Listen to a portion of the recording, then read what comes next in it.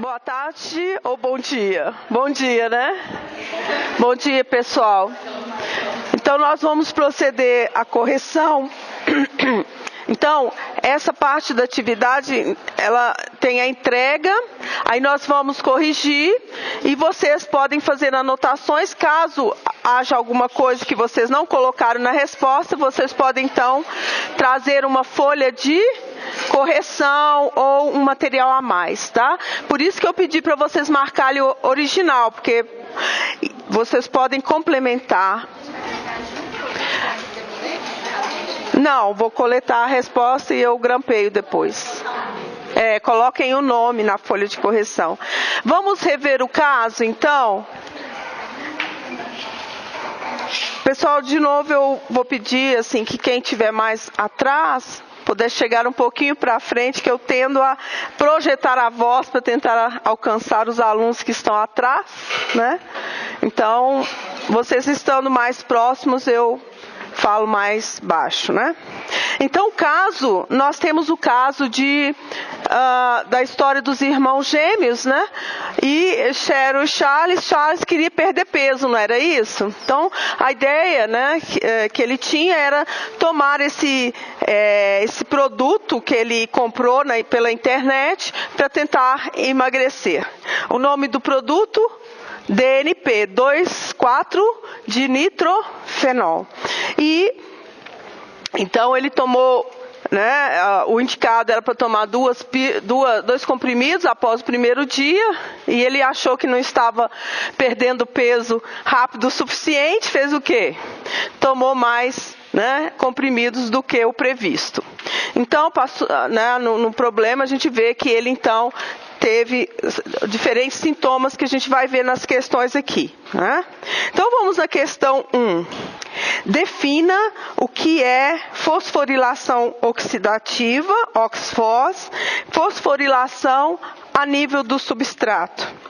Então, eu vou falar da minha chave, né, ou seja, a minha folha de resposta.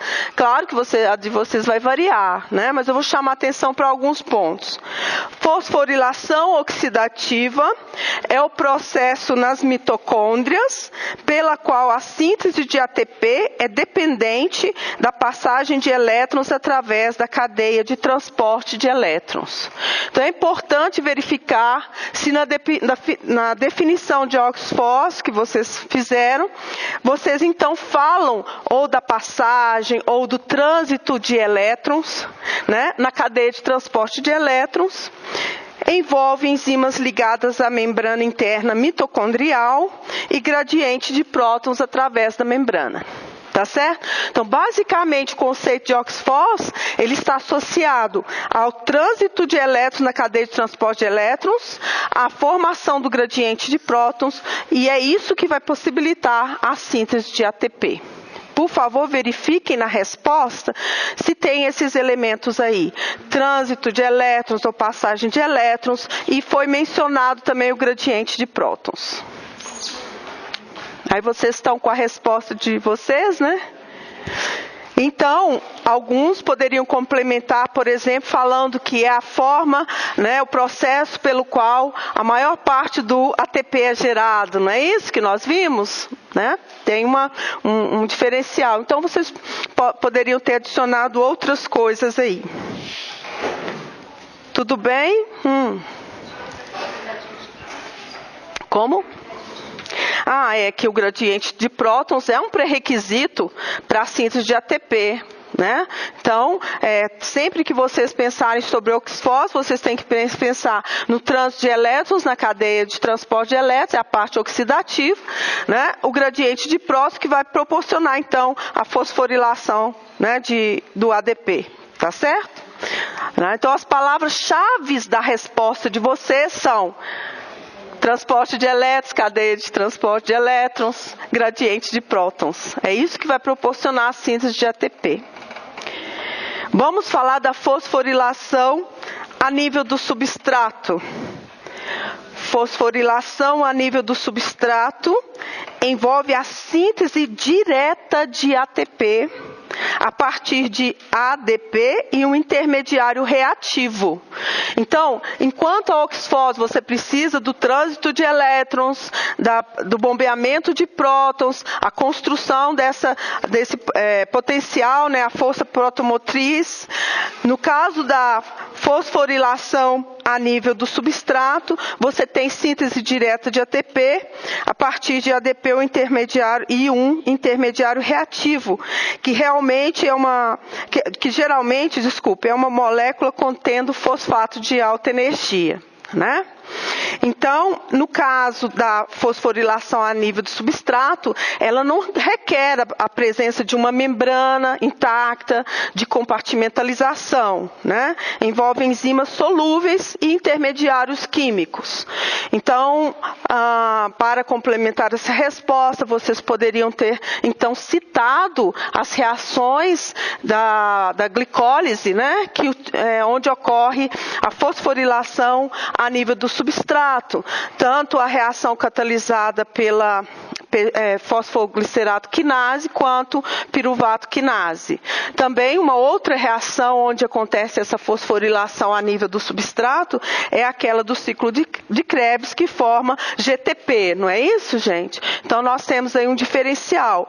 Ela né, em relação à oxfose, a fosforilação a nível do substrato, ela é muito menos significativa, né? Ou seja, a quantidade de ATP gerado por esse tipo de produção de ATP né, não é tão maior, tão principal quanto a oxfose. Tudo bem? Acertaram aí? Como é que estão indo? Né? Então, na resposta você tem a fosforilação a nível do substrato, é importante falar, né, a presença de um intermediário. Esse intermediário possui um fosfato de alta energia. Beleza? Posso passar para 2? Né? A questão 2 pede para citar 3 inibidores da cadeia de transporte de elétrons, indicando os transportadores sobre os quais eles atuam, né? E na quarta-feira eu pedi para vocês fazerem 3 inibidores, não foi? Porque eu citei vários, mas 3 deles eu falei, não, esse aqui vocês vão ter que pesquisar. Vocês lembram disso? Né? Quem eram esses inibidores? Então, eram a rotenona, né? Então, a rotenona é um inibidor rotenona, que é um inibidor do complexo 1, vocês já estão craques aí, complexo 1. Depois, o segundo era o malonato, que é um inibidor do complexo malonato, do complexo 2, complexo 2, e o terceiro era antimicina A. Antimicina A é o inibidor do complexo 3, né? Complexo 3. Complexo 3. Então vejam se na resposta de vocês podem ter respondido até mais de 3, mas a resposta era focada nesses 3 que nós não vimos. Na quarta-feira nós vimos o cianeto inibe qual complexo? Vocês lembram? Complexo 4. A oligomicina, que inibe ATP sintase, né? Então, nós temos aí esse diferencial dos inibidores, né? De onde eles atuam. Então, a resposta correta aí é essa daqui, né? Complementem. Oi. Ela também atua no complexo 2? Não, é no 1. Mas ela não vai atuar invadindo aquele centro de enxofre? Mas tem ele também no complexo 2. Da succinato desidrogenase?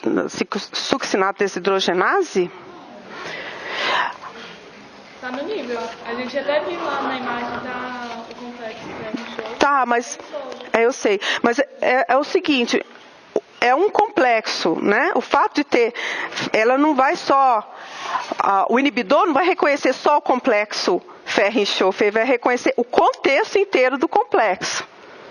Entendeu? Então pode ser que uma proteína tenha ferro-enxofre, a outra ferro-enxofre, e não inibe por quê? Porque o contexto da proteína é diferente. As proteínas que compõem o complexo 1 são diferentes daquela da succinato desidrogenase. Então, isso determina a especificidade do inibidor. Entendeu? Porque senão seria só um reconhecimento do complexo ferro-enxofre? Não. É um reconhecimento, a inibição se dá de um reconhecimento da ligação total na molécula, no complexo. A gente viu lá no Lenig e tem uma tabela, né? Aí, geralmente, por exemplo, malato, ele fala complexo 2, ou então oligomicina. Mas no caso da rotenona, ele fala só do ferro-enxofre, e aí cita o complexo. Ah, entendi. Por isso que a gente ficou nessa dúvida. Ah, tá. Nos dois tinham esse ferro-enxofre. Ah, tá. Complexo 1, tá? Então, o entendimento é, embora tenha o complexo está no contexto de proteína. Né? Então, o inibidor vai atuar no contexto. Tá certo? Oi. No caso, essa resposta da 2, a gente podia citar o CNI Pode. Claro, pode citar o cianeto e a oligomicina. Mas, se vocês não citarem esses 3, incluam esses 3. Tá certo? Né? Bom, então vamos ver aqui, descreva se é possível a oxidação de malato e succinato na presença de rotenona. Essa pergunta, ela tem um complicador, o seguinte, porque eu não falei o contexto, não é isso? Faltou uma parte dessa pergunta que é assim, descreva se é possível a oxidação de malato e de succinato na presença de rotenona em experimentos com mitocôndria isolada. Tá certo? Né? Então, se trata daqueles experimentos que a gente estava fazendo com a mitocôndria isolada.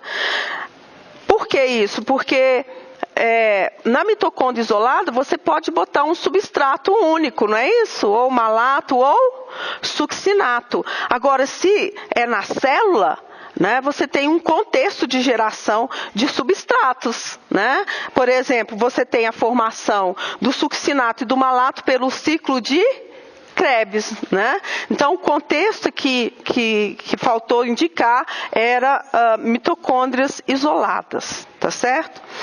Bom, então, o que acontece? Vamos pensar aqui, né? Você tem o complexo 1, né? E o complexo 2.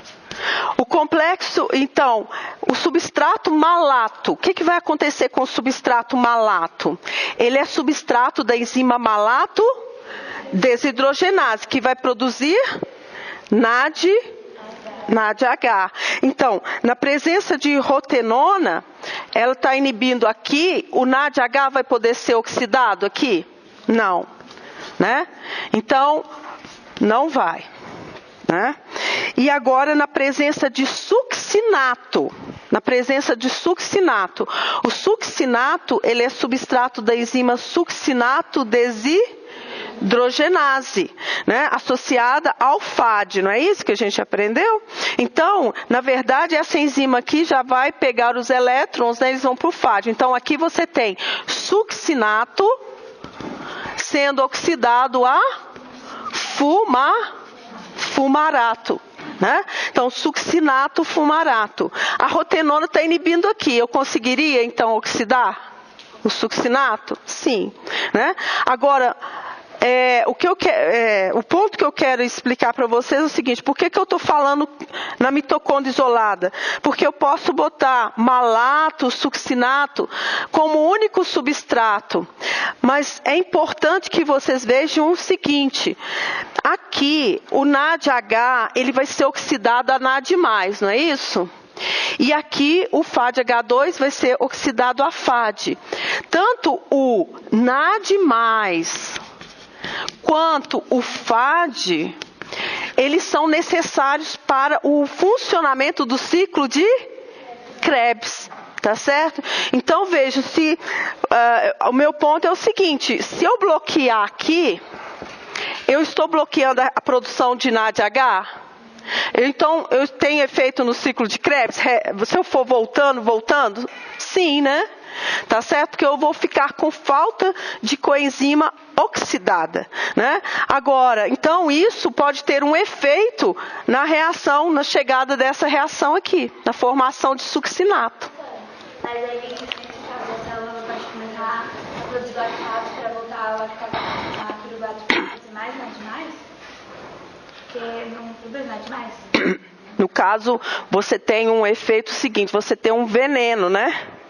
A célula está com um veneno ligando na mitocôndria, né? Ela pode tentar, na verdade, vai parar a produção de, como é que fala? Nós vimos isso. Se você inibir componentes da cadeia, o consumo de oxigênio, o que vai acontecer com o consumo de oxigênio? Não, o oxigênio ele é o receptor final, né? Então, se você inibir os componentes da cadeia, ele não vai deixar de ser consumido, né? Então, a sua pergunta é se a célula poderia, como é que fala? Direcionar para a produção de lactato, né? Olha, eu acredito que a célula vai fazer isso, mas em que extensão ela vai fazer isso? Né? Entendeu? Porque você sabe que a produção pela via glicolítica, levando a lactato, é bem menor de ATP. A célula vai sentir, né? Entenderam? Né? Ok? Então, não, pode até desviar, né? Mas a produção maior de ATP vai estar comprometida. Tá? Oi.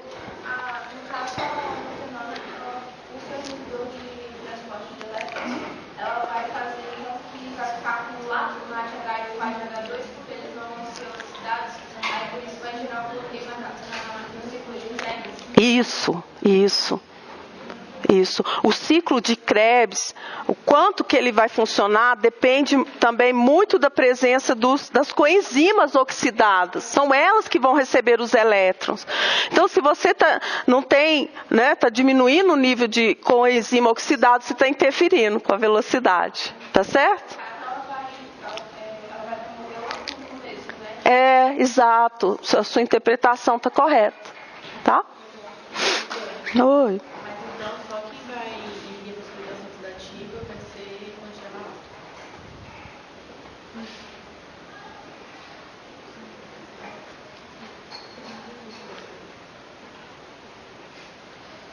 Pensando aqui, sua pergunta, em relação a quê? Quando tiver rotenona. Rotenona e succinato não vai inibir a fosforilação. Se for a mitocôndria isolada, porque você está fornecendo succinato. Agora, se for dentro da célula, eventualmente vai ter um efeito lá na frente. Porque o NADH não está sendo regenerado, né? Lembra que você tem o processo, né? Aí, entenderam isso, gente? Se eu considerar o succinato, olha só, porque eu estou falando de mitocôndria isolada, eu estou adicionando malato e estou adicionando succinato. Agora, na célula, para formar succinato e malato, eu preciso do ciclo funcionando. Entenderam? Ok? Do Krebs funcionando. Então vai no caso succinato certo. Não. Eu estou falando o seguinte, se for a mitocôndria isolada, eu estou adicionando malato, só malato, entendeu? Ele está produzindo NADH. Não está entrando aqui, vai inibir tudo, entenderam?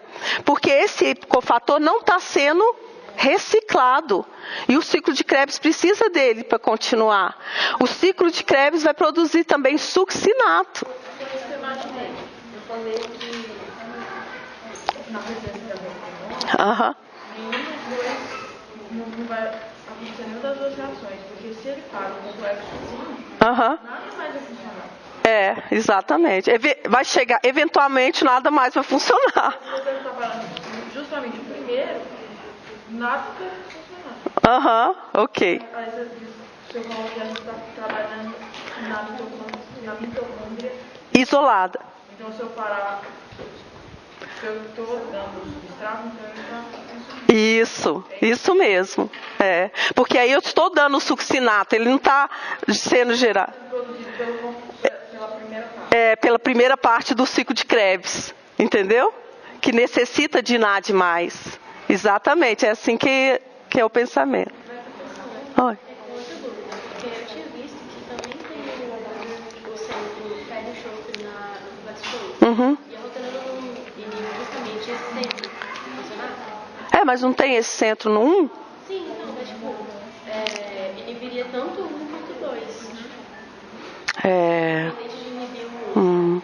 Olha, gente, eu vou ser bem sincera, eu vou checar essa informação que vocês estão passando, que ele inibiria o 2, tá? No livro, porque assim, pois é, justamente pelo que eu Não, mas lá fala que inibe centro ferro e enxofre do 2 também? Não, fala assim genericamente. Ah, tá. Pé do enxofre. Ah, tá. Ah, entendi. Ok. Tá. Independente de inibir o 1, inibiria o 2 por causa do centro pé do enxofre. Ah, entendi. Tá certo isso? Não, que eu saiba, a rotenona é complexo 1. Tá certo? Só que no livro, apesar de mostrar o ferro enxofre nos dois, lá no livro fala que são nível complexo 1, né? Por isso que eu coloquei só complexo 1. Ok. É igual eu tô falando, gente. O inibidor, ele não age... ele não age só... Tá bom, ele vai atuar em centro ferro e enxofre. Mas vocês concordam que o centro ferro e enxofre está num contexto da proteína? Entendeu? Então ele pode estar lá e o ambiente proteico, as cadeias laterais dos aminoácidos não permite que ele chegue. Senão a rotenona ia inibir um tanto de proteína que contém ferro e enxofre. Vocês entenderam? Né? Então é essa diferença. Vocês têm que imaginar assim, o inibidor, para ele inibir, ele tem primeiro que ter um acesso naquela estrutura e se ligar firmemente naquela estrutura. Né? E o que determina essa estrutura? Não só o ferro e enxofre, a parte não proteica, mas também o arranjo ao redor daquele centro ferro e enxofre, das cadeias laterais dos aminoácidos, que é diferente no complexo 1 e do 2. Entendeu? Exatamente. Tá? Então, por isso, né, o raciocínio é assim. Não foi a gente que chegou, não estava escrito no livro, inibir o complexo 2. Ah, tá. A gente viu que tem ferro enxofre no 2. Ah, ok. Então vocês têm que pensar assim, tem ferro e enxofre, mas o ambiente, a proteína e o local de inibição é diferente. Tá? Vamos para 3, né? Oi. É que você falou que vai, assim, uma mitocôndria normal, os complexos 2 vai ser inibido, vai ser no ciclo de Krebs. O succinato, ele vai ser acumulado, acaba sendo acumulado, pela falta de bloqueio de imagem. Algum do succinato, vai fazer uma mitocôndria normal. Na verdade, os intermediários vão começar a acumular, né? Porque não tem nada demais. Então o problema começa lá naquela reação. Gente, a primeira reação do ciclo de Krebs que usa NAD+, qual que é? É aquela reação da isocitrato desidrogenase. Ela precisa de NAD+. Já começa aí. A outra também precisa de NAD+, que é a da alfa-cetoglutarato desidrogenase. Entendeu a questão? Então o funcionamento do ciclo dependente. Se eu começar a não regenerar as coenzimas, as reações vão ficar prejudicadas. Tá certo? Professor, o complexo 2, ele vai uma succinato acumulado mais um mais? FADH2. FADH2. São 2 elétrons. 2 elétrons e 2 prótons. Então vai reduzir o FAD? Exato, vai reduzir o FAD. É a enzima succinato desidrogenase. Então se tiver malonato, a via continua. Se eu usar malonato, vai inibir aqui, né? O complexo vai continuar. Aqui vai continuar. Então, tudo continua normalmente? Se for na mitocôndria isolada, não.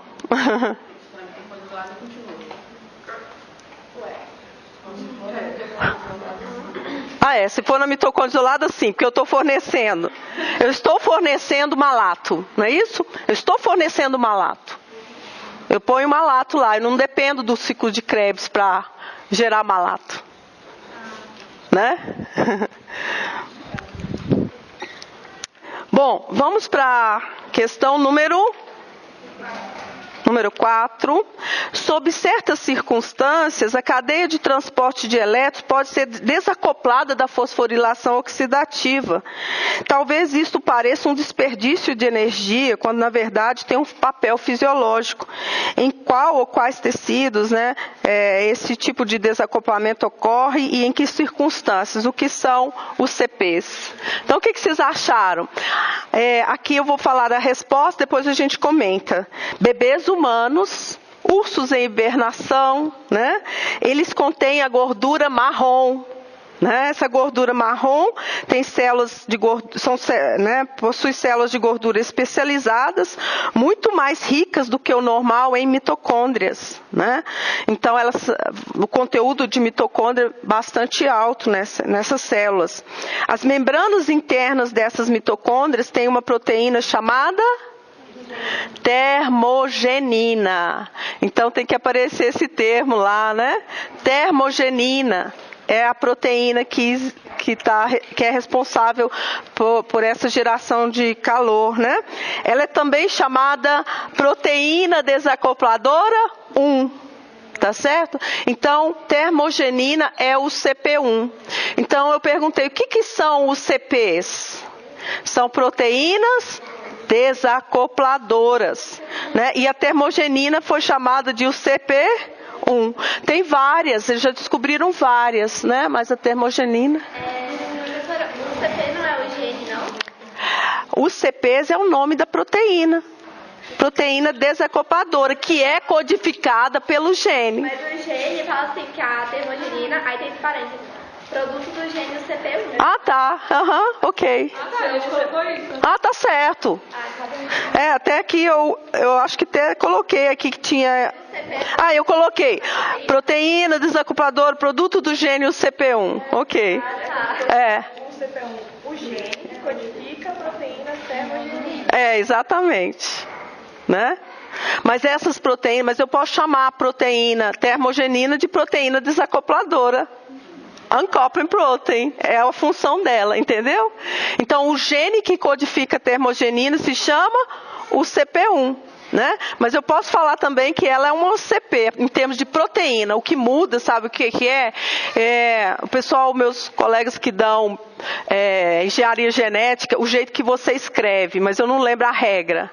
Porque eu acho que tem uma regra, assim, se é maiúsculo, minúsculo, para indicar a proteína e o gene. Tá? Mas isso aí, fazer essa distinção, não é o principal aqui, tá? Como que você escreve, ok? Então, existe na engenharia genética uma distinção quando você refere ao gene no jeito de escrever e a proteína, tá? Beleza? E olha que legal, né? Então, nós temos células que vão fazer a mesma coisa que o dinitrofenol, mas de maneira controlada. O dinitrofenol é de maneira o quê? Descontrolada. Tá certo? Então, por exemplo, essa termogenina, essas UCPs, elas não vão chegar de maneira descontrolada, ser expressa para tudo quanto é célula e causar desacoplamento total, né? Como é o caso do DNP. O DNP pode, né, desacoplar muito, né? E aí a produção de ATP pode cair a zero. Tá certo? Né? Então, qual que seria... Então, é o tecido... adiposo marrom, ele é expresso aonde? Em que época da nossa vida? Nos bebês recém-nascidos, tem a função de gerar calor para aquecer os órgãos vitais do bebê. Não é isso?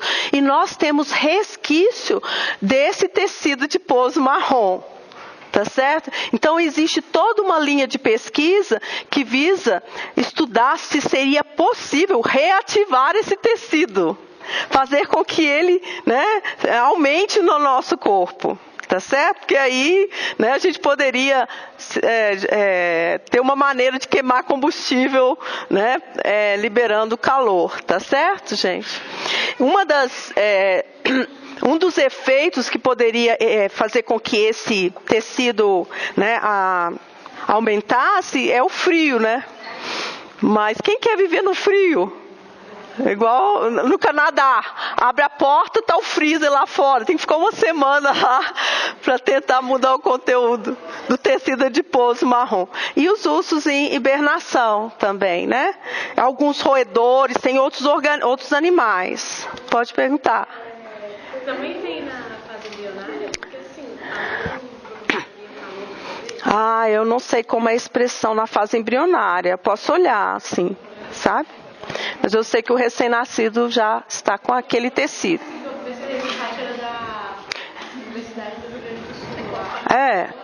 Falando que, se eu não me engano, falando que estava presente na fase embrionária também. Aham. Fiquei nessa dúvida. Que está sendo protegido, mas é uma pergunta interessante, pode verificar. Oi. Pois naquelas regiões que protegem, né? Aqui, assim, os órgãos vitais. Tem até um desenho, né? Então, coração, entendeu? Né? Da cavidade torácica, né?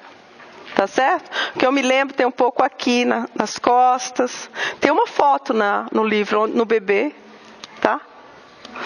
E eu acho que eu tenho até que rever essa informação se eles já detectaram os resquícios em outros locais. Eu não tenho certeza, então não vou falar, tá? Mas é legal, né, gente, essa questão dos bebês, né? Então isso nos ajuda a entender, às vezes, notícias muito tristes, decepcionantes, né, de bebês abandonados, né? Fala assim, mas ficou ao relento, como é que pode, né? Graças a Deus tem uma maneira, né, de proteger aquele bebê, né, do frio, né? Depende da quantidade de frio também. Tudo bem vocês aprenderam, então, a questão das UCPs? Né? Como eu falei, tem vários, eles estão estudando outros, já encontraram outros genes que codificam, né, essas proteínas, tá? Como o DNP atua na mitocôndria? Por que a sua ingestão é perigosa? Né? Então, a resposta, o DNP atua desacoplando a fosforilação oxidativa, oxfos, né? Desacopla. E aí eu vou passar para vocês a estrutura do DNP. Alguém colocou na resposta, se interessou em olhar a estrutura e colocar na resposta? Não? Então tá, então eu vou colocar aqui para vocês verem, né?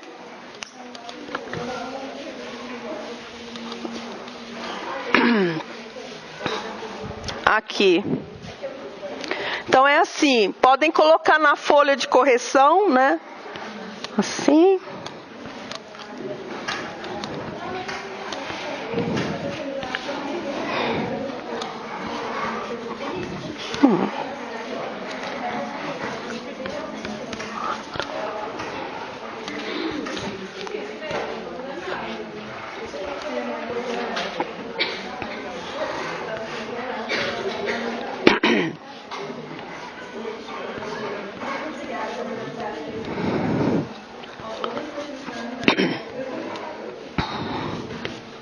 Olha só, isso aqui é a estrutura do DNP.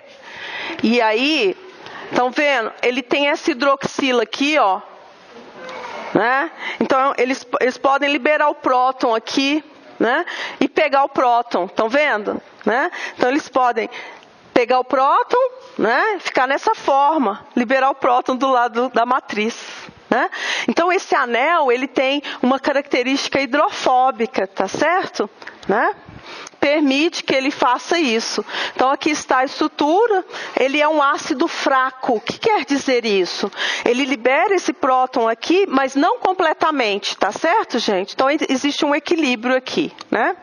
Não é igual ao HCl. Você coloca na água, né? Ele dissolve totalmente em H+, e Cl-. Então, o DNP é um ácido fraco e tem a capacidade, então, de ficar mudando de forma, captando o próton, né? Muito bem. Tudo bem em relação a essa questão? Tá ok a resposta de vocês? Né? A resposta dá 5. Então, ele desacopla, né? A oxfos, né? E por que ele é perigoso?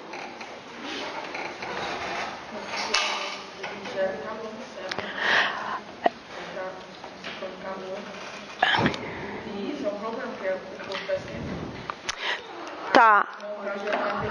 Isso, não está gerando? A ATP está esquentando. Ou precisa, imagino eu, que ele tem estratégia de reduzir a temperatura. Aham. A temperatura está gastando energia. Ok. Você não tem ATP, você não tem energia. Isso. E o Charles, o que mostrou que o Charles estava com a temperatura aumentada? Ele estava suando muito. Ele falou para a irmã, eu estou suando como um cavalo. A minha camisa, veja como está úmida, não é isso? Né? Tentar, estratégia para tentar diminuir a temperatura, né? Tá certo? Agora, embora talvez alguns de vocês focaram na questão da LD, né? A dose letal. Né? Porque a dose letal é a dose que vai matar, né? Então, 50%, né, dos organismos que tomarem, ou pode ser animais, pode ser o ser humano, aquela dose. E o que foi explicado no texto é que para o DNP, a dose letal é muito próxima da dose terapêutica. Então, o que aconteceu? É um perigo, porque como que é fácil a pessoa esquecer ou tomar mais, né? E aí você vai ter um efeito. Oi.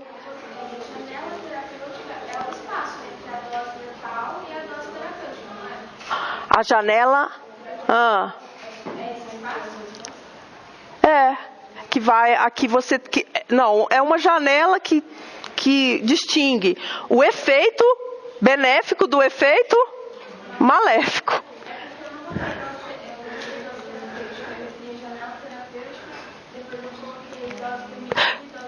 Tá, é porque aqui, quando eu falo não é LT, é o quê?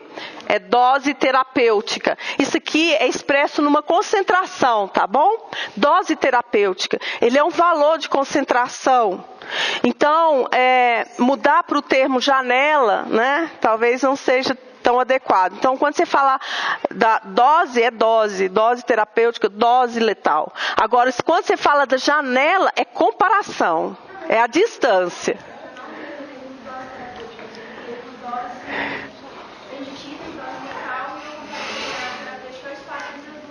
Ah, tá, ok. Você chamou janela do espaço, beleza, tá. Agora, o seguinte, vamos ver os efeitos no corpo do Charles, né? O Charles reclamou, primeiro, ele estava ofegante, a irmã achou que ele estava respirando mais rapidamente, né? Perguntou se ele estava correndo, não foi isso? Que mais? Ele estava suando muito, ele reclamou de fraqueza nos joelhos, né? Então vamos ver isso aqui. Qual a provável explicação para o fato de que Charles parecia ofegante e corado quando Cheryl o encontrou andando pelo campus? Por que ele estava suando muito? Né? Então, porque ele estava suando muito, nós já discutimos, né? Então, a energia, o desacoplador, né, está desacoplando a mitocôndria, a energia vai ser liberada na forma de calor. Então, isso vai aumentar a temperatura, né? Agora, tem um efeito na cadeia propriamente. O desacoplador aumenta o consumo de oxigênio. Por isso que ele estava ofegante. Olha que interessante essa conexão, que é o seguinte: algo que está acontecendo na mitocôndria está tendo um reflexo na própria fisiologia da respiração corporal. Não é isso? né? Então, ele está tentando, está respirando, né? Está buscando o oxigênio, né? Então, muito combustível está sendo queimado ali, os elétrons estão indo para a cadeia, mas não está gerando o quê? ATP. Então, o cansaço, a fadiga, vem de quê? Da falta de ATP. Está com problema na síntese de ATP, né? Então, eu vou ler a resposta. Então, quais são os itens que devem conter nessa resposta, né? Primeiro, o DNP irá diminuir, vocês podem falar do efeito do DNP, diminuir a diferença do pH do lado de dentro, que é a matriz, e do lado de fora, né, da mitocôndria. Com isso, a CTE terá que funcionar loucamente. Então, uma das coisas que deve conter na resposta é o quê? A cadeia de transporte de elétrons acelera. Ela acelera. Eu usei o termo funcionar loucamente aqui, né? Mas vocês podem colocar o quê? Acelera. E o aceptor final quem é? Oxigênio. Para ela acelerar, tem que ter oxigênio. Por isso que consome mais oxigênio, né? Para bombear os prótons, o oxigênio tem que estar lá para receber os elétrons, sendo transportados na cadeia. Só que, com isso, o ATP não é gerado. O que é gerado no lugar do ATP? O calor, né? O calor é gerado. Isto explica por que Charles estava respirando rápido. As mitocôndrias precisavam do oxigênio, né? Suava por causa do aumento da temperatura corporal devido ao calor gerado e apresentou fadiga, porque o ATP deixa de ser sintetizado, mesmo que muito combustível seja oxidado. Então, está oxidando o combustível, produzindo os elétrons, mas de modo que ineficaz. Tá certo, gente? Né? E é interessante porque eu não encontrei a referência, mas eu acho que há 2 semestres atrás foi até uma questão de prova que se baseava num artigo científico recente, tipo 2014, e esse artigo relatava as mortes no Reino Unido devido à ingestão de DNP, pessoas tomando DNP para tentar emagrecer. Né? Mesmo que não são muitas pessoas, não eram muitos casos, mas casos relatados em 2014. Olha só, né? Então, DNP não é autorizado, né, para ser usado dessa maneira, e mesmo assim as pessoas estavam conseguindo tomar, e algumas, esse artigo relatava algumas que tomaram, algumas que vieram a óbito por causa disso. Né? Então não é um assunto que a gente pensa, isso acontecia há muitos anos, né? Mas não é assim. É um número pequeno de pessoas, mas... E qual que era o objetivo do Charles? Por que ele estava tomando DNP? Ele queria emagrecer, né? Então a gente tem que tomar muito cuidado com as chamadas fórmulas, o quê? Milagrosas. Tomo um comprimido e vou emagrecer. Olhar bem, ter cuidado, né? Sobre isso, porque dependendo do que for o produto, né? É catastrófico, né? Igual o DNP, não vai tomar um desacoplador. Então, vocês conseguiram assimilar a ideia do desacoplador? O fato de que, como eu posso perder peso? Né? Eu posso perder peso queimando mais combustível. Essa era a ideia, não é? Tá certo? Vou queimar mais combustível, mas de uma maneira que é perigosa, né? Por quê? Porque o desacoplamento ali não é controlado. Você não consegue controlar quanto vai estar desacoplado.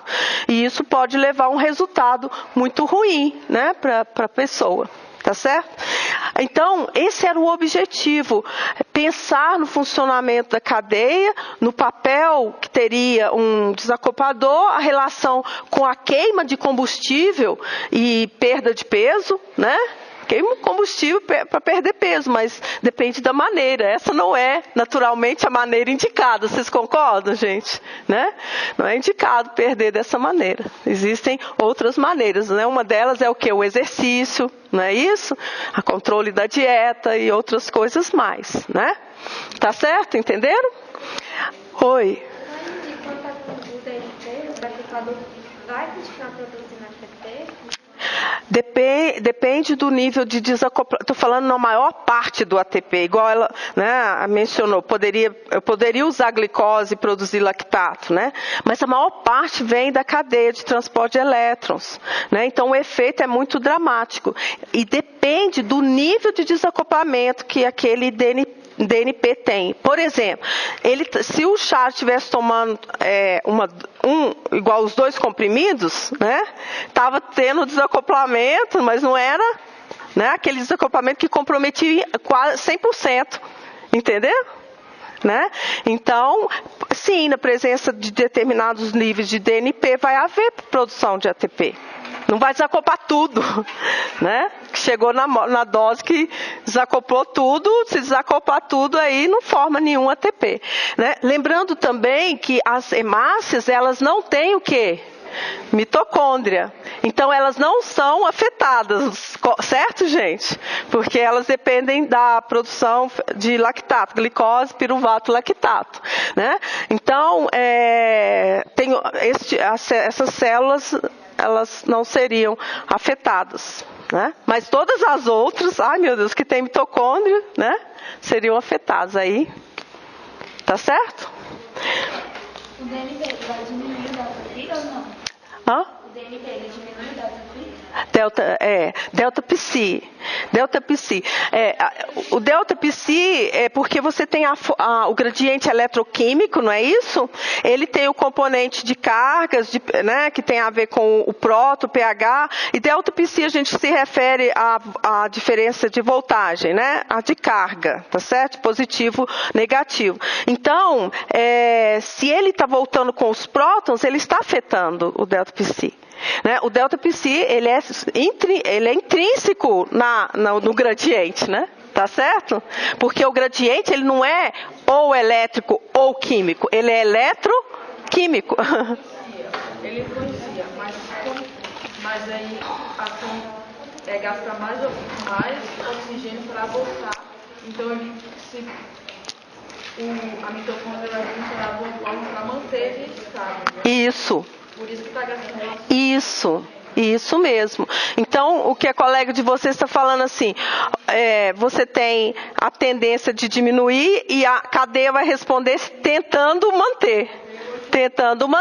Para tentar manter, vai consumir mais oxigênio. Né? Então, esse pensamento é correto. A cadeia vai sempre tentar manter. Mas, dependendo do nível, não vai conseguir. Né? Tá certo? O nível de desacoplamento. Então, também é importante distinguir as UCPs. As UCPs não são veneno. Por quê? Exatamente, é um desacoplamento controlado.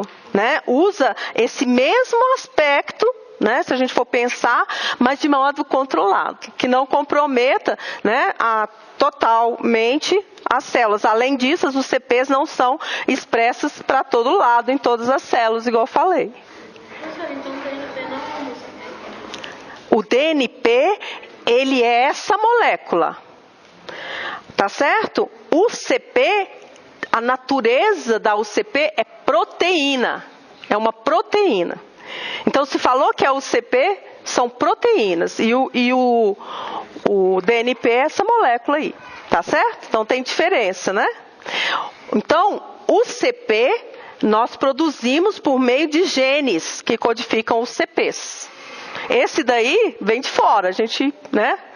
Para chegar a ter um composto desse tem que ter ingerido, tá certo? Ingeriu. Então, só fazendo uma analogia, gente, com a questão que eu dei o semestre passado. Vou contar assim brevemente o que era o caso dos alunos, colegas de vocês estudaram. Era um caso de 2 trabalhadores, né, na fazenda, que eles foram borrifar a plantação, né, contra borrifar herbicidas na plantação, começaram a passar mal e eles começaram a sentir esses mesmos sintomas sintomas que o Charles sentiu, sabe? Para começar a ter náusea, febre, né? Suar muito e tal. E eles foram levados então para o hospital. E aí nesse caso, o que foi feito?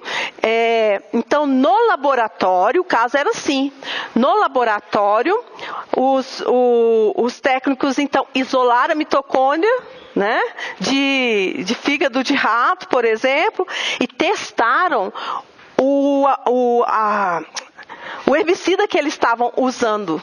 Igualzinho a gente fez com os ensaios de mitocôndria. Aí eles concluíram no laboratório que aquele produto que eles estavam borrifando era um desacoplador. Tá certo? Então vejam, o uso prático de você isolar a mitocôndria, né? Então eles conseguiram inferir sobre a ação de um produto com o qual aqueles fazendeiros, né, aqueles borrifadores, eles estavam em contato e ver como é que ele estava atuando na mitocôndria. Né? Eles estavam borrifando uma molécula desacopladora, é um perigo, tá certo?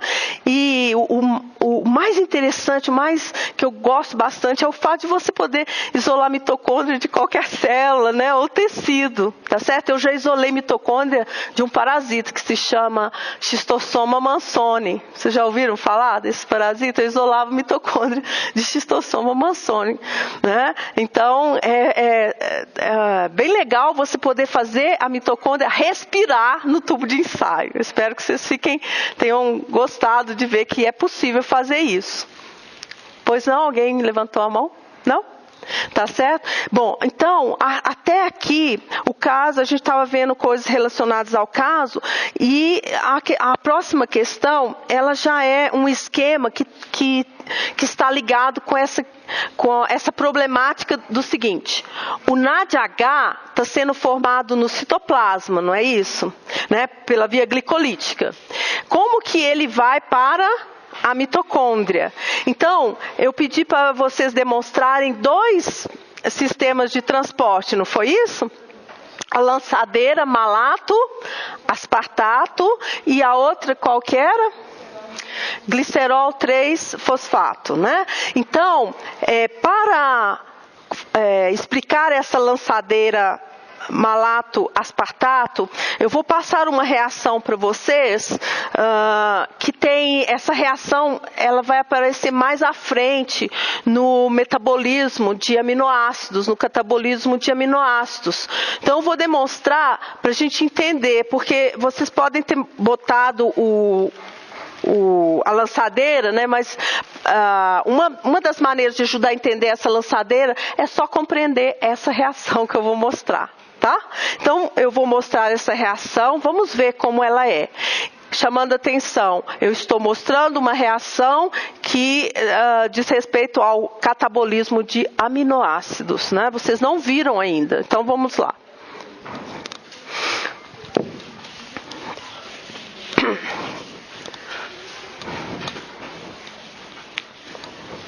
Então, os seus colegas do semestre passado estavam com esse caso que se chamava morte na fazenda, né? Estavam estudando aí um desacoplador que teve efeito nesses trabalhadores rurais, né?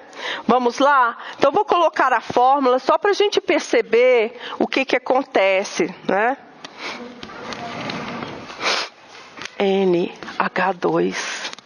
NH2H.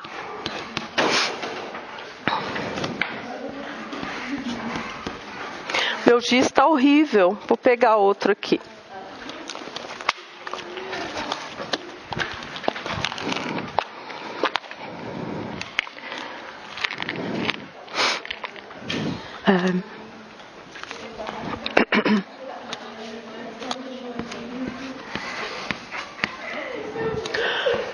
Depois, eu devo voltar nessa reação mais à frente, aí vocês já conhecem, né? Vocês sabem que está nesse trabalho aqui das lançadeiras, né?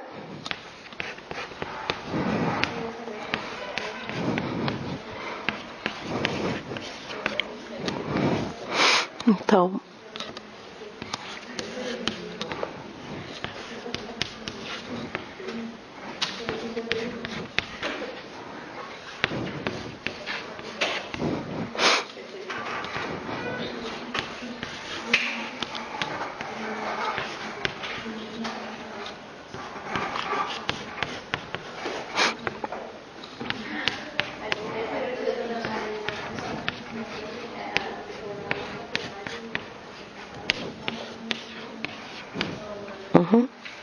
tal.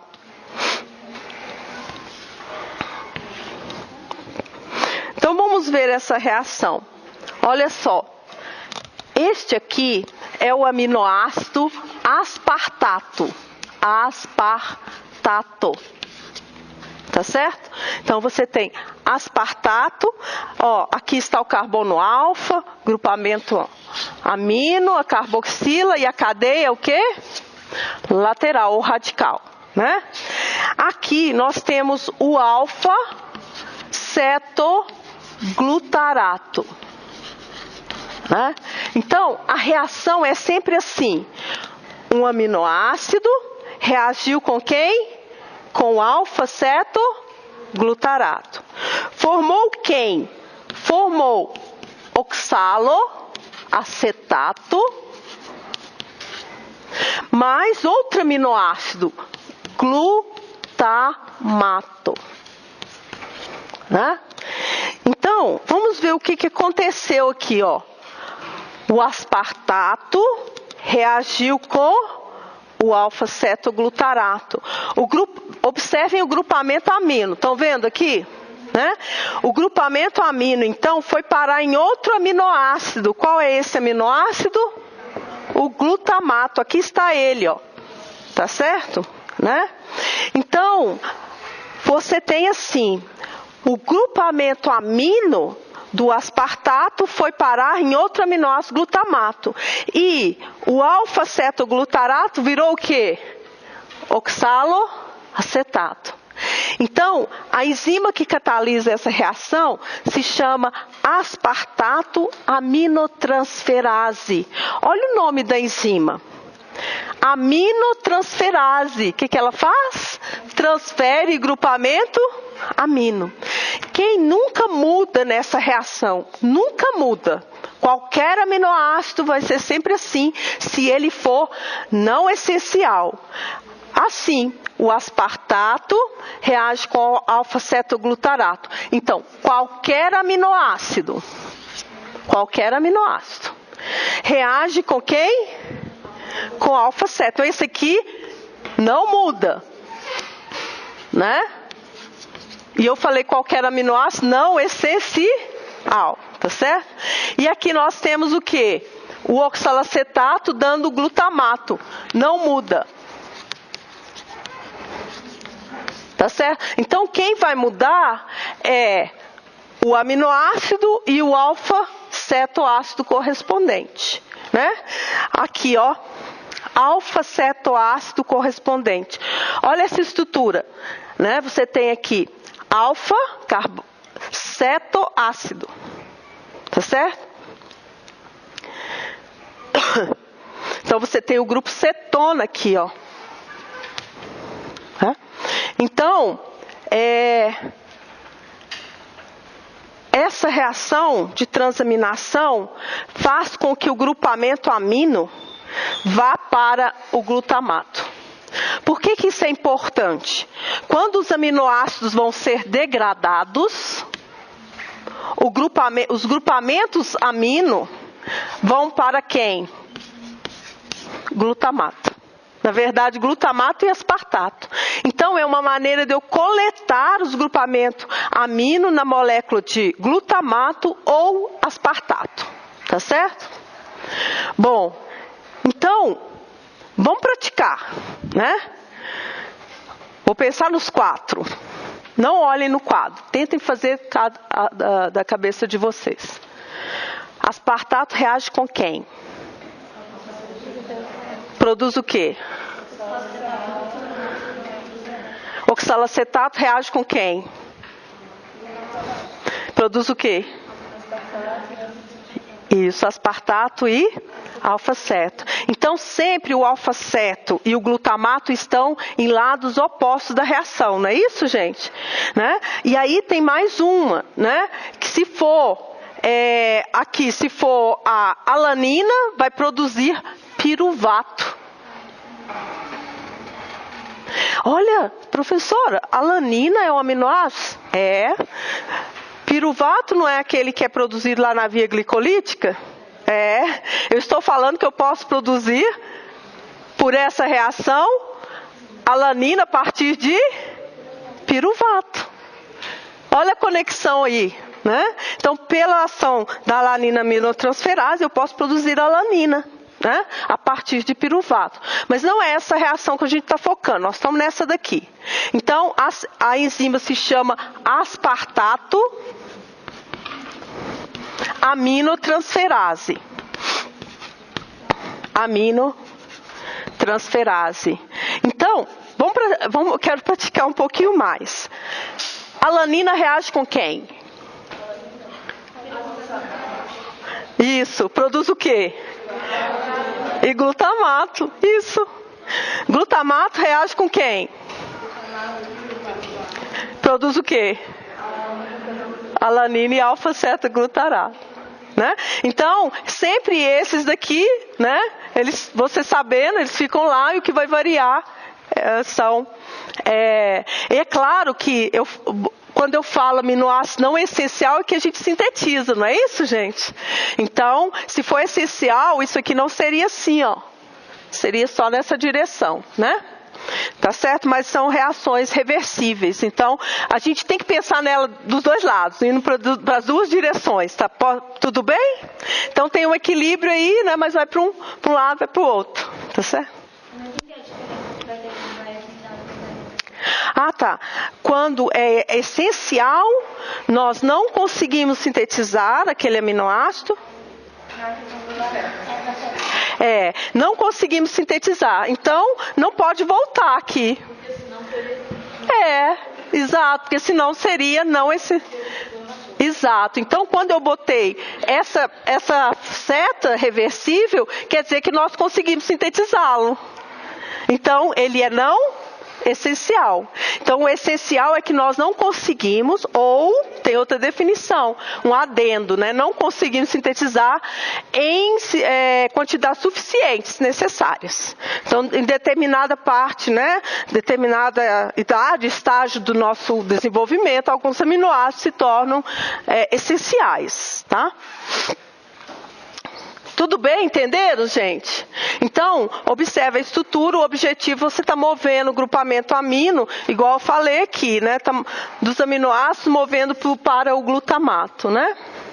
Então, vamos fazer a lançadeira? Tá certo? Vamos... Pode. Tem? Tirou? Uhum. Não preocupem, vocês vão ter isso aqui mais à frente. É só para a gente entender a lançadeira, tá?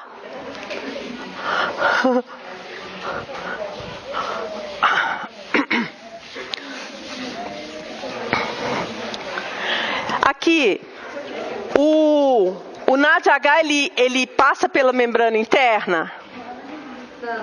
Não, né? Então, nós temos que colocá-lo lá, né? Então, vamos ver. Então, aqui está a membrana. Né? Nós temos a seguinte.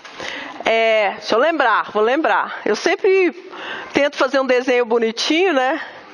Então, você tem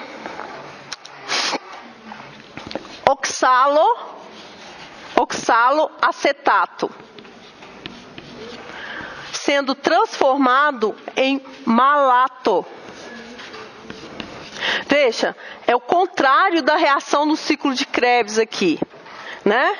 Então, essa reação, ela consome NADH, tá certo?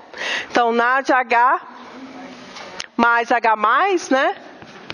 Você tem malato mais oxalacetato. Então, é uma malato desidrogenase que está no citoplasma. Tá certo? Aí o malato entra, né? Vamos colocar ele aqui. Tem uma proteína aqui, um transportador. Coloca o malato para cá. Aí nós estamos aqui na matriz mitocondrial. Aqui vai acontecer a reação contrária. Reação contrária. Malato,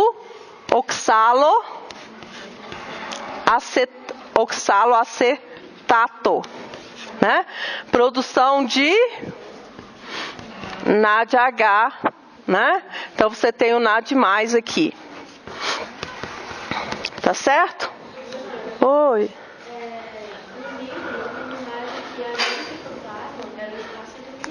Ah, tá, mas lembra que a membrana externa, ela é permeável a compostos de baixa massa molecular. Tá? Então, embora eu fale, né, citoplasma por causa disso. Tá bom? Bom, aí, olha só, eu coloquei o NADH para dentro. Aqui ele estava fora. Coloquei? Em que forma que ele veio? Forma de malato. Os equivalentes redutores, né? Os elétrons. Tá certo? Então, claro, associados ali com o hidrogênio, né? Então, eu botei para dentro. Agora, o que eu tenho que colocar de volta? Oxaloacetato. Então, vão vendo se o ciclo que vocês, a lançadeira que vocês colocaram está correta. Tem isso aí. Aí entra a reação da aspartato aminotransferase. Vamos ver. Vocês já sabem, oxaloacetato reage com quem? Reage com isso, com o glutamato. Produz o quê? A reação que eu mostrei. Produz alfa-cetoglutarato e quem? E aspartato. Tá certo, gente? Alfa-cetoglutarato e aspartato. Então, nesse lado aqui, no lado da membrana, da matriz, está produzindo alfa-cetoglutarato e aspartato. Então, o aspartato vai vir para cá. Tá certo? Se o aspartato está aqui, ele reage com quem? Com o alfa-cetoglutarato. Produz o quê? Oxaloacetato e o quê? E glutamato. Né? Então, o glutamato tem que voltar. Tá certo, gente? Então, o glutamato para cá. Né? Como que esse alfa-ceto, como que ele vem? Por aqui. Oh, meu Deus, ficou complicado. Né? Mas o que vocês têm que perceber, não sei como é que vocês fizeram, se copiaram do livro, né? É que eu tenho que colocar o aspartato para fora e o glutamato para dentro. Malato para dentro, alfa-cetoglutarato para fora. Eu consigo fazer isso com a reação da aspartato aminotransferase. Perceberam como que é? Né? Então, vocês já aprenderam o conteúdo do catabolismo de aminoácidos. Isso é um conteúdo. A ação dessa enzima, né? Tá certo? O meu slide ficou mais complicado que o de vocês, não ficou? Né? Então, o desenho, a explicação é essa, né? Bom, e aí tem a lançadeira. Qual é a outra lançadeira? Glicerol 3-fosfato. Hã?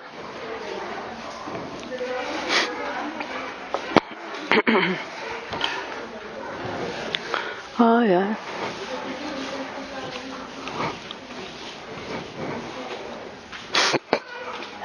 E é interessante que quando a gente lembra da reação da aspartato aminotransferase, aí a gente pode esquecer desse sistema e não precisa só tentar fazer no papel que você encontra a resposta. Tá certo? Não precisa decorar, não precisa fazer nada, sabe? A reação da aminotransferase, opa, eu tenho que botar isso aqui para dentro e para fora. Aí já funciona. Né? Bom, então vamos ver a reação da glicerol 3-fosfato. Eu vou fazer só um esquema, não vou fazer um desenho. Aí vocês checam se isso está no esquema de vocês, tá? São duas enzimas, glicerol 3-fosfato desidrogenase associada ao NAD e uma mitocondrial associada ao FAD, né?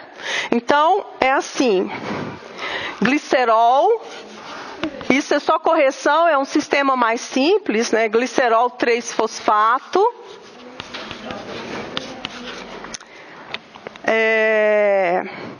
Desidrogenase. Ela é chamada citoplasmática, né? Citossólica. Nunca sei se eu ponho aqui citossólica. Aqui eu escrevi com um S só. Citossólica. Né? Como que é essa reação? De hidroxiacetona fosfato, vejam aí se está no esqueminha de vocês, mais NADH, mais H+, vai dar o quê? Glicerol 3-fosfato, mais NAD+. Aí tem uma outra enzima que está associada com a membrana interna da mitocôndria, glicerol, mesmo nome, glicerol 3-fosfato, desidrogenase, o quê? Mitocondrial, muito bem, mitocondrial. Né? E aí você tem glicerol. Então vocês vão corrigindo aí se está tudo certo. Glicerol 3-fosfato mais FAD, né? Dando de hidroxiacetona fosfato mais FADH2 e aqui daqui direto para, vamos ver se vocês já estão sabendo, ubiquinona, exatamente, né? Então são duas enzimas, uma está associada com o NAD, a outra com o FAD, os elétrons então vão chegar quer dizer que nesse mecanismo aqui pulou o complexo 1, não foi, gente? E o 2, né? Já entrou direto na ubiquinona, né?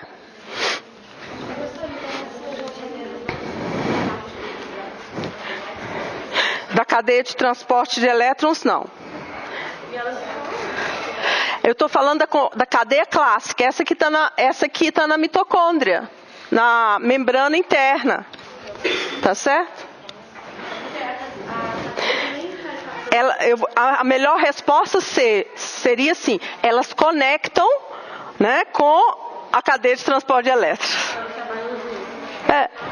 Vindo. Mas elas trabalham ao mesmo tempo. Porque se já reduziu a ubiquinona, o ubiquinol já contribuiu para o gradiente, né? Então conectou aí, tá certo? E aí vem a número 8. Quais outros sistemas de transporte mitocondriais você conhece e quais são os seus papéis? Então, é até um desafio esse aqui, né? Por isso que eu coloquei você conhece. Porque sistema de transporte mitocondrial, já foram detectados vários transportadores, muitos, né? E muitos quantos, professor? Já detectaram 52 genes, né? Que estariam relacionados a transportadores mitocondriais. Esse número poderia chegar a 79, né? Então, muita coisa, né? Mas eu espero que vocês tenham pesquisado, se aprimorado, né? Então, eu não sei, não vi as respostas, mas vocês podem me dar um feedback aí, mais ou menos quantos vocês escreveram? Escreveu 2. Só aqueles 2. Tem 2 perguntas ali.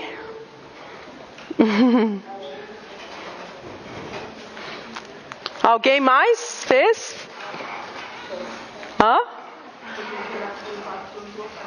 Ok, piruvato translocase. Como? Translocase de dicarboxilatos.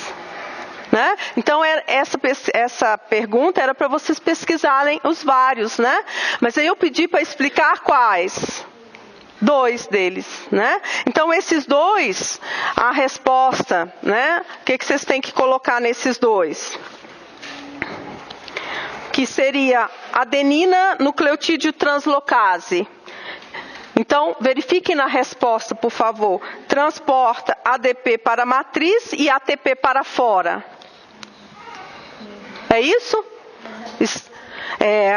Adenina nucleotídeo translocase é um antiportador, transporta ADP para a matriz e ATP para fora. Consta da resposta de vocês?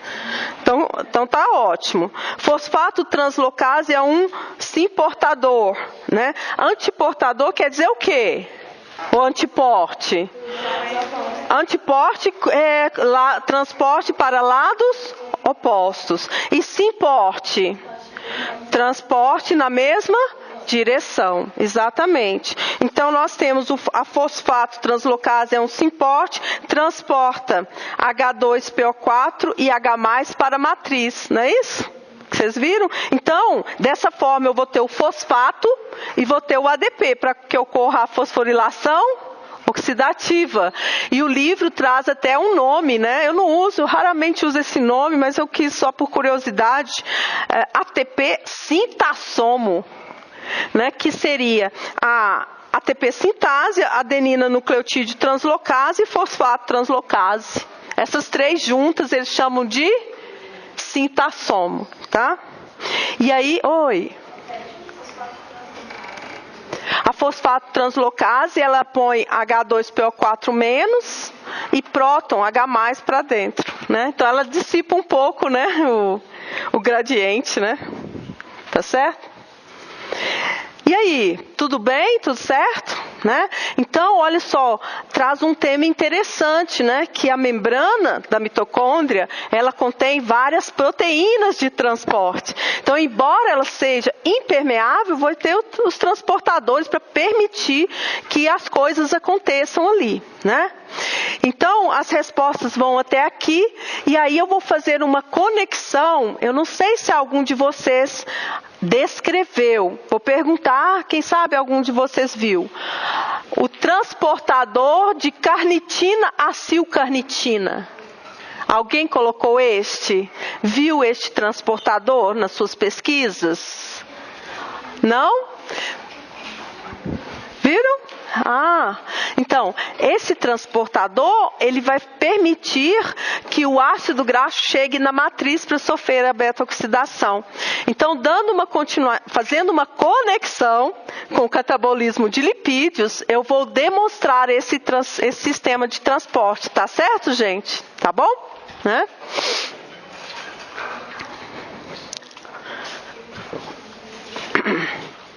Veja que a gente vai, depois, por exemplo, onde é que está? Aqui está, senhor. Okay.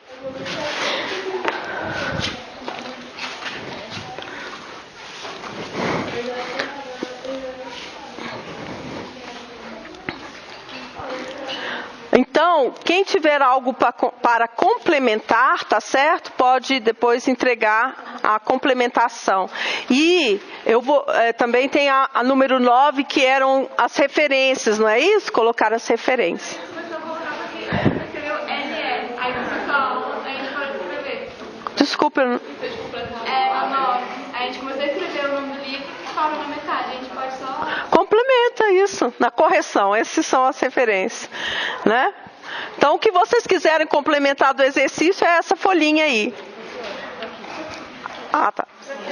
Não, vamos terminar, só vou mostrar esse sistema e a gente pega. Você ainda vai mostrar?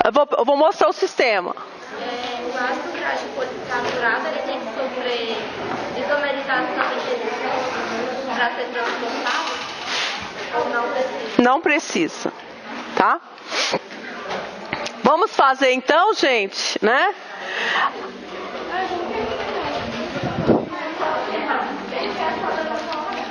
Vou aproveitar que a gente está falando de sistema de transporte. Cadê?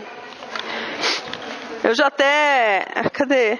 Eu trouxe a estrutura de uma molécula, porque quando eu apresento isso, aí vocês perguntam assim, o que é essa molécula? Né? Eu falei assim, ela é assim, então tá, vou colocar aqui. Vamos lá.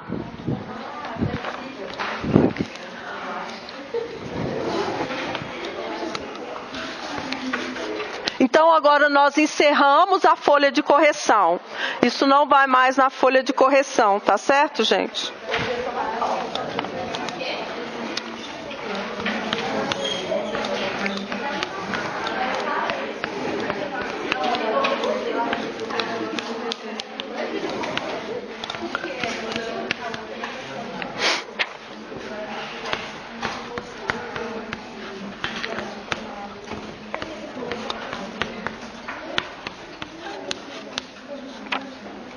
O nome dessa molécula é carnitina. Carnitina.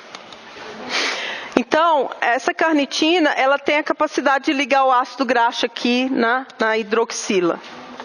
Então, vamos ver. Você tem a membrana interna, né? A membrana interna da mitocôndria, aqui, toda vez que eu desenhar a membrana, eu tenho que desenhar matriz, não for, né, o local matriz, e aqui, né, o espaço entre membranas, tá certo? Bom, então, o que vai acontecer? Ácidos graxos de cadeia longa, né? Então você tem 12, maior que 12 carbonos. Eles não entram diretamente, eles precisam de um sistema de transporte, tá certo? E antes de falar desse sistema de transporte, tem que acontecer algo com o ácido graxo. O ácido graxo, ele tem que ser conjugado com a coenzima A. Tá certo? Então, é um processo, uma etapa de ativação do ácido graxo. Então, o ácido graxo vai reagir com a coenzima A, é uma reação que gasta ATP e vai ficar ligado na coenzima A. Coenzima A, vocês já viram, né? Estrutura acetilcoenzima A, né? Então, quando o ácido graxo está conjugado com a coenzima A, ele está ativado e ele então pode participar das reações bioquímicas, tá certo? O ácido graxo livre, não. Então, você precisa ter ativação. Então, a história começa assim. Esse ácido graxo, então, está com a coenzima A, ele passa a se chamar acil-CoA. O ácido graxo conjugado com a coenzima A. Aí, o que acontece? O acil-CoA reage com essa molécula aqui, ó, carnitina. Né? Então, reage com a carnitina e forma, né? Forma o quê? Forma acil-carnitina. Vou fazer melhor aqui, tá, gente? Vou afastar aqui. Acil-carnitina mais CoA. Vamos ver, né? Então, você tem, ó, o acil-CoA reagiu com a carnitina. O que é a carnitina? Essa molécula aqui, que a gente sintetiza a partir de aminoácido. Então, acil-CoA mais carnitina, dando acil-carnitina mais CoA. O que aconteceu?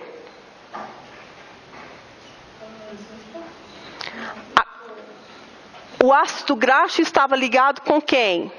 Com a coenzima A. Agora ele está ligado com quem? Com a carnitina. E aí, na membrana plasmática, tem um transportador aqui, né? Ela se chama, essa proteína transportadora é uma translocase. Translocase. O que essa proteína transportadora faz? Ela coloca o acil-carnitina para dentro da matriz. Na matriz, o que acontece? A acil-carnitina reage com a coenzima A. Vou colocar aqui o grupo tiol aqui, tá? Só para... A acil-carnitina reage com a CoA que está na matriz e forma carnitina carnitina mais o quê?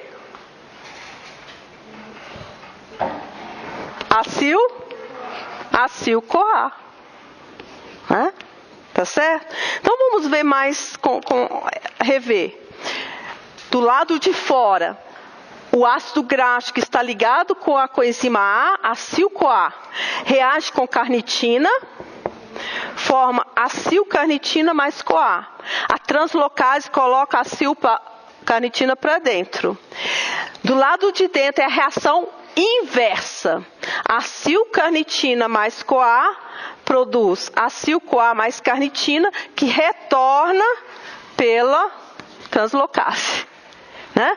Então, a enzima que faz isso aqui, essa enzima que catalisa essa reação aqui, ela se chama CAT1. E aqui nós temos a CAT2. O que é CAT1? Carnitina, acil, transferase 1. Por que esse sistema é tão importante? Porque é o ponto de controle da beta-oxidação. Se o ácido graxo chegar aqui na matriz, ele então vai sofrer o processo de beta-oxidação. Tá certo, gente? Então, o ácido graxo, para sofrer a beta-oxidação, tem que ser enviado para a matriz mitocondrial. Como ele é enviado? Ele é enviado na forma de acil-carnitina. Então, olha a pergunta. Qual é a enzima que transporta o ácido graxo para dentro da matriz? É a translocase. Ok? Não é CAT1, tá certo, gente? CAT1 faz o quê? Catalisa a formação de acil-carnitina, que então é translocado. Tá?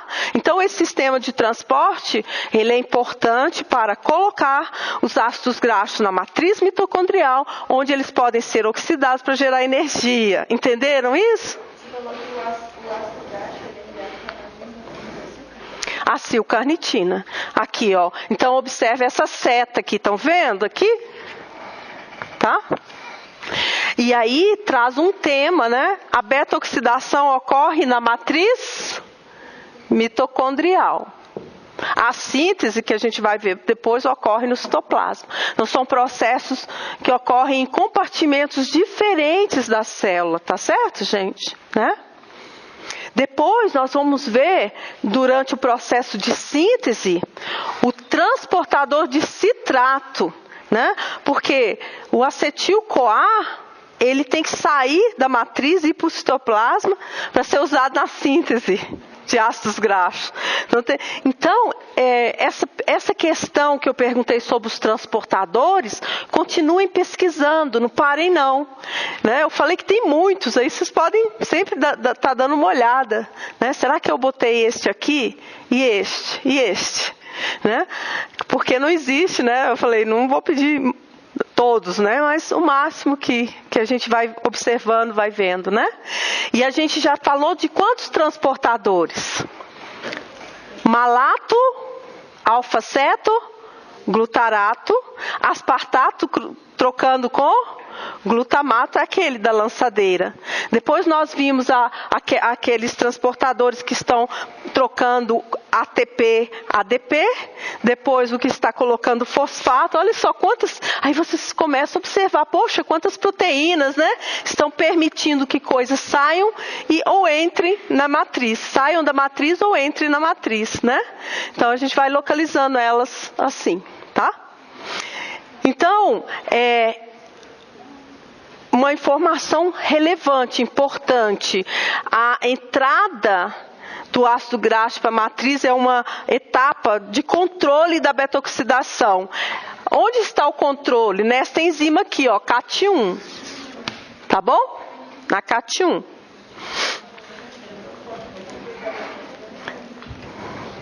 É isso, né, meninos? Tudo bem? Então, quem quiser achar que quer completar alguma coisa em suas respostas, podem deixar a folha de correção. Escrevam correção, tá? Um é original, o outro é correção.